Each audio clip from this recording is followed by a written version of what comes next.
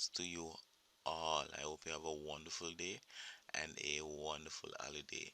Alright, guys, so today we'll be focusing on the eyedropper tool in Adobe Photoshop CC.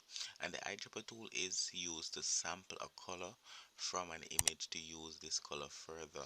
It's practically as it facilitates color selection. Alright, guys, so let's get straight into it. Alright, so the eyedropper tool, you can find the eyedropper tool on the toolbar, the sixth tool on the toolbar. So here we go. Alright, so look right there with me. So this is the color pad right here. Alright, so for instance, we wanna sample the white section of this image. Alright, so click on it. We got the white right here. Alright, guys. Alright, so suppose we want to sample this look like a pink right here. Pink, sample that pink right here, so we can use it. Say, for example, we want to type a text. We're gonna say, alright, text. Alright, see, you get the pink text right there.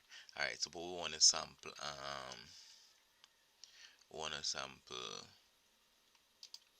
this blue right here. Lovely. So go to our text. Alright, so you can go to your text. You can do it both ways. Go to your text, select your text, click in the layers box. Alright, and just click right here.